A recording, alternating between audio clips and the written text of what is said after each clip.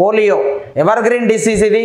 ప్రతి సంవత్సరం గవర్నమెంట్ కూడా ఎస్పెషల్లీ పోలియో నివారణ కోసం పోలియో టీకాల ఏర్పాటు కార్యక్రమం అనేది విజయపథంలో ముందుకు తీసుకెళ్తుంది ఈ స్కీమ్ ని, పథకాన్ని. మరి ఏంటి అసలు దీని విషయం ఏంటో చూద్దాం. 5 సంవత్సరాల లోపు పిల్లల్లో వచ్చే వైరస్ వ్యాధి పేరే పోలియో. దీనిని శిశు పక్షవాతము అని పిలుస్తారమ్మా, అంటే చైల్డ్ పెరాలసిస్. మోరోవర్ ఇన్ఫర్మేషన్, ఈ పోలియో వైరస్ అనేది నాడీ వ్యవస్థను బ్రేక్ చేస్తుందమ్మా. నాడీ వ్యవస్థ అంటే నర్వస్ సిస్టమ్. ఎస్పెషల్లీ నాడీ వ్యవస్థలో ఏ నాడులు దెబ్బతింటాయని క్వశ్చన్ పేపర్ల ప్రీవియస్ క్వశ్చన్ పేపర్లు అడిగిండు. చాలక నాడులమ్మ. చాలక నాడులను ఇంగ్లీష్లో మోటార్ నర్వ్స్ అని పిలవడం జరుగుతుంది. ఈ చాలక నాడులు దెబ్బ తినడం వలన సక్రమ పద్ధతిలో ముందుకు నడిచేటువంటి అవకాశం లేకుండా పోతుంది. ఎవరికి?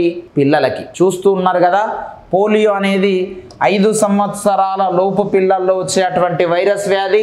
దీన్ని శిశు పక్షవాతము అని పిలుస్తున్నాము. ఎస్పెషల్లీ ఈ వైరస్ అనేది నాడీ వ్యవస్థను బ్రేక్ చేస్తుంది.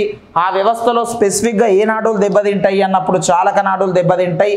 వీటిని ఇంగ్లీష్లో మోటార్ నర్వ్స్ అని పిలవడం జరుగుతుంది.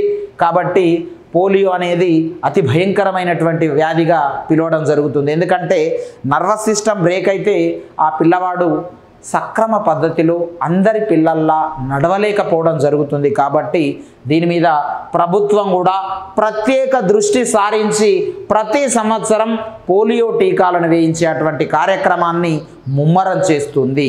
ఇది మనకి ఎగ్జామినేషన్లో చాలా సందర్భాల్లో అడిగిండు. ఏ నాడులు దెబ్బతింటాయి అనేటువంటి క్వశ్చన్ అడిగిండు. ఏ వ్యవస్థ దెబ్బతింటుందనే క్వశ్చన్ అడిగిండు. దీన్ని ఏ పేరుతో పిలుస్తారనే క్వశ్చన్ అడిగిండు. ఏ ఏజ్లో వస్తుందనే క్వశ్చన్ అడిగిండు. అంటే ఎప్పుడు ఏదో ఒక రూపకంగా ఇక్కడ క్వశ్చన్ అనేది అడుగుతున్నాడు. కాబట్టి ఈచ్ అండ్ ఎవ్రీ ఆస్పిరెంట్ ఈ యొక్క కాన్సెప్ట్ మీద చాలా జాగ్రత్తగా ఉండాల్సిన అవసరం, ఆవశ్యకత ఎంతైనా ఉంది. ఇదండి సాధారణమైనటువంటి వైరస్ వ్యాధుల గురించి మనం నేర్చుకున్నాం.